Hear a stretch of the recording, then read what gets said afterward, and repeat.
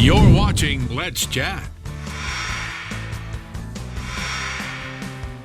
We are continuing our discussion about all things money with our money man, Chris Hopkins. And Chris, we talked a moment ago heading into the break about this backlog in the supply chain. We've got dozens and dozens, if not more, of ships parked in essentially every major body of water, trying to bring their goods to America. They can't get in. What is the deal? Sure. So it's a congestion problem. So what we've all seen video or pictures of the port of San Pedro with 60 container ships parked, waiting to be unloaded because the ports are full. Just to put that in perspective, by the way, if you took all of those 60 ships and you unloaded the boxes and put them on one train, it would stretch from coast to coast. And I was going to ask you how much or how many goods one of those container ships would handle. Yeah. And it's more than to fill 2 or 3 Walmarts. No, think when about their shelves are full. It's incredible. One container ship, the largest container ships can hold 10,000 40-foot containers. Wow. So you think about it would take 10,000 trucks to haul away the goods on one ship, and there are 60 of them parked and another 60 in the port being unloaded. Most folks have a hard time comprehending where the breakdown is between all of those goods and the emptier shelves we are seeing at retail now. Yeah. Why the backup? What's the disconnect? It's a stack up. So you think about the Amazon warehouses have got truckloads of containers stacked up and they can't get them unloaded into the warehouses fast enough. So those containers are stranded and they're sitting on truck chassis.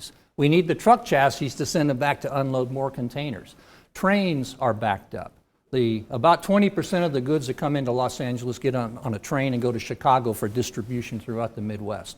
There are 60 miles of trains lined up waiting to be unloaded in Chicago. Well, until you unload those trains, you can't load any more at the port. So it's a stack up. You were saying during the break it's sort of like a massive wreck between here and Knoxville, for example. Exactly.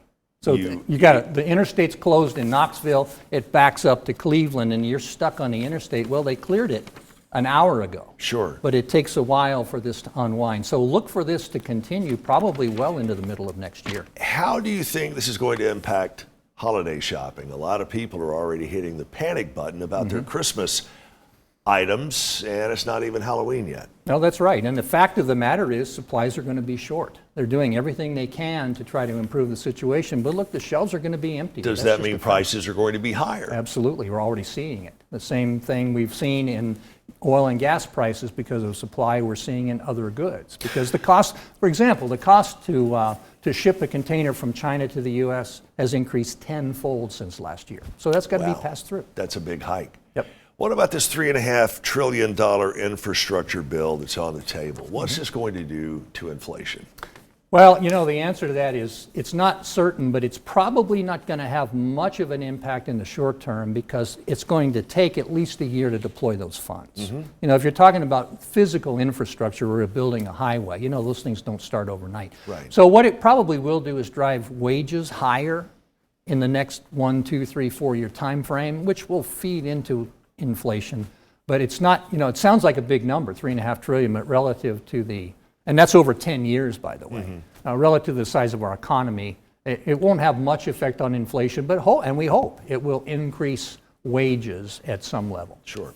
All right, Chris, we are out of time. I could talk about this stuff with you for hours and hours, but we are up against the clock on the wall. Tell us how folks can get in touch with you if they have any other particular questions. Sure. Well, I write a column, as you know, every week in the paper. I do indeed. That's probably the best way to contact me is through the paper. I'm working on a new endeavor, but I'm not quite ready to announce that yet, so we'll probably talk about it next time. You're going to be another greeter at Walmart. I'm working on that. Got my vest and everything. Hey, best of luck. We will see you here over the coming weeks. And again, check out Chris's column. It is certainly informative and thought-provoking.